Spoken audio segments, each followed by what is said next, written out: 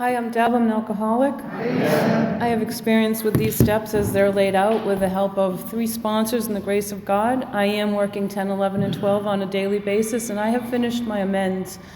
Thank you very much for having me here this morning. So I'm first going to read step 12. Having had a spiritual awakening as a result of these steps, we tried to carry this message to alcoholics and to practice these principles in all our affairs. So I qualify as having had a spiritual awakening, although sometimes I wonder about that. I have to ask God to remind me, and then He does. I've come a long way. So one of the first things I realized that I had a spiritual awakening, and this is pretty key, I stopped telling God what to do, and I started to ask God what I could do for Him. That was a big, huge turning point, because my ego thought God had forgotten me. I really felt ignored in my life for real reasons, and then I learned to ignore myself, and then I blamed people, places, and things, and I really very much like God has a funny thing, because all this week, what have I been trying to pay attention to? Exactly what we just read about dependence on God. This is just so key. We simply do not stop drinking so long as we place dependence upon other people, places, and things, all the things I blamed. And I even carry it a little farther. I don't stop the alcoholic thinking either, as long as I'm blaming people, places, and things. And so, as God shows me, here I am thinking of this all week, and then it's right in front of my face as I'm sitting here in front of you. It's very important, and it's a very hard thing for me to do, and especially in the way our world is. So, back to the beginning of how I knew I had a spiritual awakening. So, that's pretty wide open. All of a sudden I'm asking God, what do you want me to do? That means I have to have a relationship with God. My resentments have got to be cleared out. Everything Big Book does. My fears have to be a little quieter. I have to be able to hear God to know how I can help Him. And that's just overwhelming sometimes. My experience is pretty extreme. I was in, and I'm not always good with exact amounts of time, but I was in AA sober with both feet in. When I got sober, I was really ready. So, and I was one of the unique experience of somewhat of a miracle in that I got sober at my first meeting and walked out and never drank again. So if you think relapse is something that has to happen, it doesn't. And I don't know how that happened. I know that I was ready. I know that I heard the man across from me talking about being in prison. We had nothing alike in our lives. And I heard every word. It struck my heart. Well, he talked about the prison in your head and your prison in your kitchen. And I know what it's like to be a prisoner in my kitchen, to the refrigerator, to the telephone, to who knows whatever else I can concoct so that I can make myself a prisoner in my own head. And everything he said, I understood and I trusted him. And, what are they talking about in these words we're just reading? It's telling me to tell my story. I remember a point in my life where I didn't tell one soul my story. I told distortions of how I drank it from the get-go when I woke up in the morning. I didn't drink that. I wasn't there. I don't think so. Just from the beginning, I lied to myself. I used to have multiple bottles of wine open in my fridge so I couldn't tell how much I was drinking. And I never finished a bottle. I didn't finish that bottle, I'm thinking, I used to concoct the strangest drinks to hide my drinking. Why did I just drink in the kitchen? So anyway, that's alcoholic thinking. But, yeah, I can still do that with a lot of other things besides alcohol. So this is telling me I'm going to be secure enough to start telling people my story, So that's an amazing thing when you think about it. That's kind of a spiritual awakening in itself. And, it's so good to laugh what we were so ashamed of. It's so good to laugh over that. So that's all these little mini spiritual awakenings. So I'm going to tell my story. I get scattered a little because I get really involved in my thoughts of how much has gone on in my life. So I was in AA, both feet in, really knew this was what I wanted.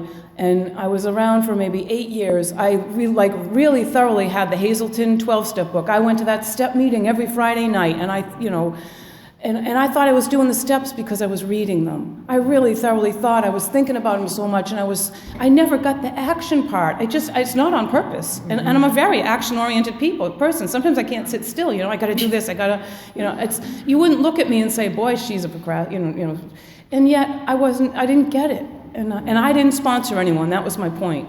I was in AA roughly, 8 years, until I got into Big Book Step Study. And I didn't know how to sponsor. I just didn't feel like I had it. So many things. But it's almost like being a parent. If you're a parent, someone I know was trying to adopt kids one time, and she kept saying, I can't do it, I'm not ready. And I felt like when I was pregnant, I wasn't ready, but you don't get the choice, It's like someone told me once, don't wait for it to be easy. It might never get easy.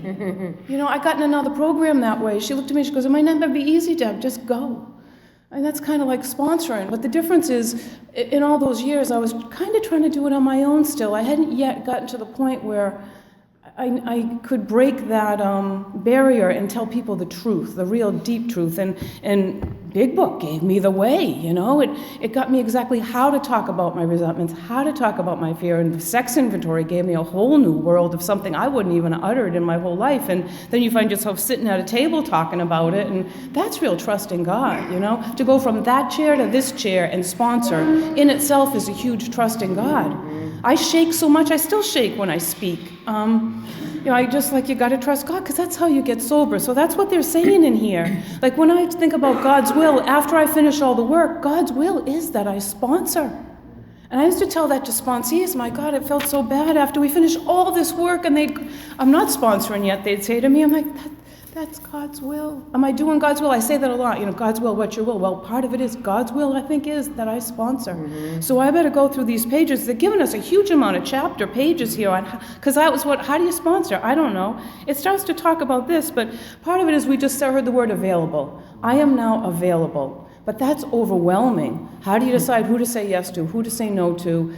It's talking about interruptions. Well, how do you know what interruptions is too much and what is? And it's saying in here, but part of that is I got to be good with my God. I got to be close to my God, or I will get overwhelmed. And one of the first things they say, are they serious? Check out. Are they really ready to be sober? Are they really? So I'm fortunate in that I don't find too many drunk people in my life. I don't go looking for them. One of my brothers is a particular one that I have learned how to deal with.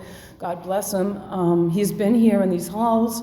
But I really learned what this told me, not to play God. It's a very fine line. How did I learn to stop doing that? Because when I didn't sponsor before, that was why. All I knew how to was to play God. I would mean the best. I had the best intentions, and I was very nice. But I didn't know what these things, I would have been trying to persuade, because I would have thought I needed to help them. I would have been showing this book. These are the things I would have done wrong. I would have been showing them this book because this book seems to talk to me. Once I'm not alone anymore. I got a sponsor, and when I finally got a sponsor and she started reading these pages in Big Book, I was like, how did I miss all that? I tried reading it alone so many times, and I'm a good studier, It was like, so that's what this is. I don't sponsor alone,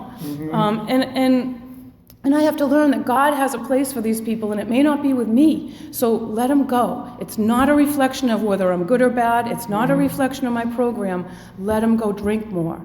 And that was like, I didn't get that. I didn't understand. But you don't have to understand. You just have to do what it says. So I would have been a persuader. Now, so that's part of it. It says, so I told you I think I had a spiritual awakening, obviously mostly because of the fact that I'm sitting in this chair. So try to carry his message, not mine, and working with others, not thinking about others, not talking to others, working. What did I learn? Big Book, how to let it go, and not persuading others. So what's my focus? Their relationship with God, not their relationship with me. I'm not meant to be their friend. Can I help them? Because I have a relationship with God. Do I think they're apt to be ready? Are they in enough pain? Do they seem like they want to go? Like when I start asking them about going to a meeting, when I start telling my story, do they look honest? Do they look like they're hearing my story? Are they hearing? And I don't mean the fun too. I mean the pain of my story, the desperation, and how I really wanted God. Because we don't want to work. And I'm thinking about relapse too, and about how to go about things. I have this thing someone taught me in another program, 3 times and they're out. So give them three something, 3 meetings or 3 phone calls or 3. And if they're not meeting the 3, then it just means I'm not for them. It just means, is my experience working for them? Like there's things in my life, single mom stuff, my career. Not that that's the basis or the way I drank. is it resonating with them? Like, I was joking about the bottles of wine. I was a wine drinker. What else about my drinking? A blackout drinker. I was a really big blackout drinker. Things you can, driving drunk. That was where I found my higher power in the beginning. How come I drove drunk and never hurt anyone? I know other people. No car crashes. I have so many more tickets and stopped from cops sober, which is probably not a good thing. But if that's really my reflection, how am I driving? That's a really good reflection, really, of my spiritual life. Am I yelling at the guy in front of me? Am I afraid of because that's where mine has shown up. But before I came in here, I never had a car crash from drinking. Isn't that God? I was like, God, you were with me. I knew someone that killed someone driving in, and thank God because that really could have been me. And that's when I got this feeling of like God was in my life. So if I say that to them, are they seeing it? Like I'm saying it, do something so it's interactive. Tell if they're ready, because we don't want to be wasting our time. I feel like I should be very grateful that, I don't work with alcoholics that are drinking. Mostly what I do is find people who want Big Book step study, and they just kind of show up sometimes in other programs, and because that has given me something to offer. So I have sponsored from Big Book Step Study. I've been in Big Book Step Study a while. Pausing for a minute. Their relationship with God. So what I meant about their relationship with God, that's also God's business. I don't know how God's going to speak to them. So I kind of leave that to them. That part of it is I have certain times I more regulate phone calls, like 15 minutes a day or, every Thursday, or try and find a consistent time that we can talk and see if they can meet that. But the reason for that is also for me, because when I'm not talking to them, I shouldn't be thinking about them too much. That's God's business. That's God's business. I might think I could help them, and that's kind of dangerous territory. I don't know what's going to happen in their life till they come see me again or talk to me again. So it's really clear to me, like, how do another thing I learned was prioritize. I'm looking down because I wrote it down. Program, family, work. Can I keep that my priority list? Program first, family second, work third. Because work bubbles up and it becomes more important. Or my kids are kind of loud and they become more important. No, programs first. And it doesn't mean live in meetings, because you can hide in meetings and escape in meetings. And no, like 3 meetings a week is probably a good idea. Work 8 hours, don't carry it over. So anyway, program for how can I bring balance in my life? That's what the steps do. I meditate all the time, quite frequently, and I needed to make it a habit. And bless you. And I do live in fear. It's something that just my job has got stress. And so what do? I have to make certain things a habit. So I made going to the bathroom a habit for the fear prayer. So it helps. I mean, at work, because there's so much stress. So you brush your teeth? I never forget to brush. Like, one of the things is I get on my knees, and I've rarely missed this. I get on my knees and I ask for a sober, abstinent day every morning, and I get on my knees. A lot of times people miss this part. Get on my knees at night before I get into bed and thank God for a sober, abstinent day. I have gotten out of my bed a lot. Many, many times. And when it's cold, I don't want to do that. But I get out of my bed to thank God, because that's what I mean, like core. But if I brush my teeth, people say they can't get on their knees. Do you forget to brush your teeth? You don't forget other habits. If you can make time to get gas in your car, you can make time to meditate. This is stuff I tell myself. I don't mean to be telling you, because my mind works overtime on wanting more of a free ride. So that's the other thing about sponsoring. So many times what I hear, I meditate first. I usually say the third step prayer before all my phone calls, and I say the serenity prayer at the end. There's also a long version of the serenity prayer. God can bring a lot more things in my life to show me. So I just got off track of what I was going to say about bringing God when I talk to them. I don't like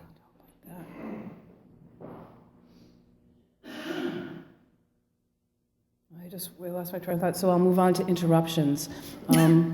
So I used to ignore this page. They talk about the sedatives, and you're going to be a nurse and a minister, and you're going to smash furniture. And I had way more of this, when I was drinking and mad and stuff like that. And so what did that mean? I used to kind of ignore that.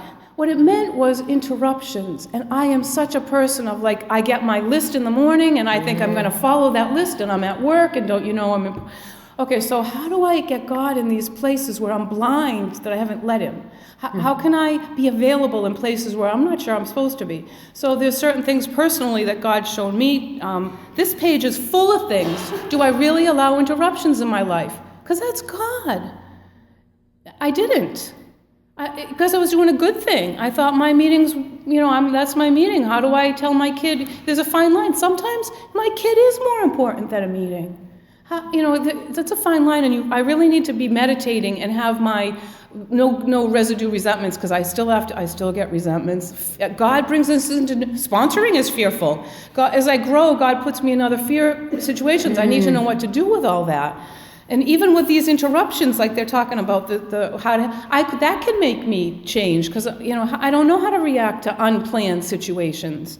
So what I learned, part of it was, how can I bring God in? Like the problem can even be my drinking, but the solution is how to think with God.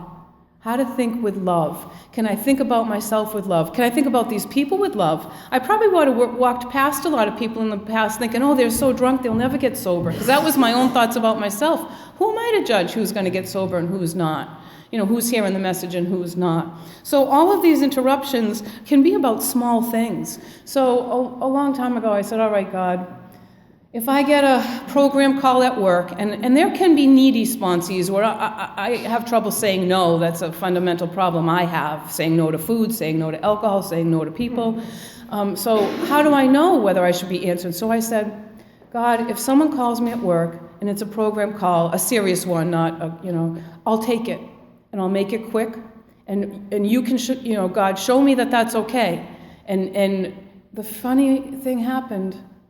I can take sometimes one call, sometimes two, and I don't dwell on it, and I don't solve anyone's problems on the phone call. Sometimes I'll call you later. But no one at work has never disturbed my work. I don't leave a meeting to go do this. I don't, if it's a boss, I don't change my schedule. Just kind of an openness. Can I give God a few minutes by answering this call? And I've been doing that for a while. And I've never had a boss say I've had a boss say, where were you? Other times, but never had a boss say, where were you, because of a phone call. So it's like, how can I let God in and let these people into my life in a way that I wouldn't have before? I do tend to place my kids ahead of that, but it's a question of how to be open, and it's not easy. And we do, if wherever you are in Big Book, you do carry a message. I know I'm a much more peaceful person. People see that. So we're carrying a message out there with some responsibility. So I got to stay close to God to know what to do with it. So all those other steps become very important when we get to this step. Where was 96? Because it talks about being available, how to have action. 96, available. How to bring God. We're not here to be their friend. Interruptions are okay. Yeah, who do I serve today? That's the question I ask myself. I'm ready for service. Who do I serve and how do I serve? Check if they really want it. Talk about God. God's will that I sponsor.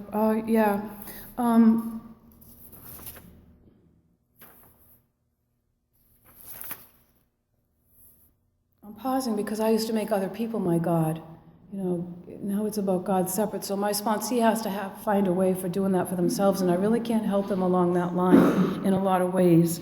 I just know that I have to, whatever I tell them sometimes is what I have to listen to, because that's what has happened a lot. When I have something strong to say to them, it's what I need to be doing in my own life.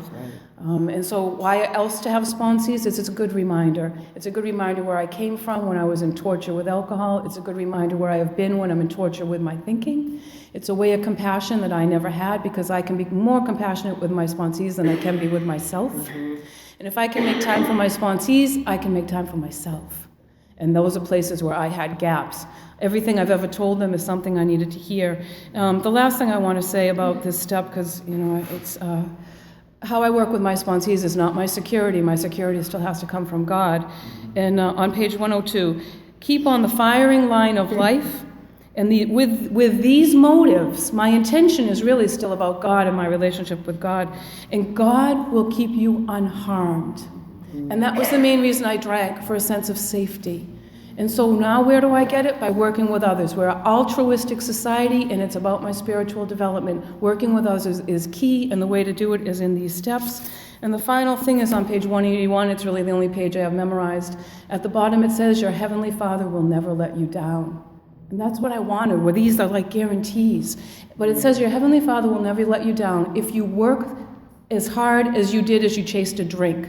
Work this program with my intention, not so much my behavior. Because one word and one phone call can change someone radically. It doesn't have to be 20 minutes or a lot of time. But it's about, I ask myself, am I trying, am I doing this as hard as I chased a drink? Because I can remember when someone would tell me, no, you can't drink.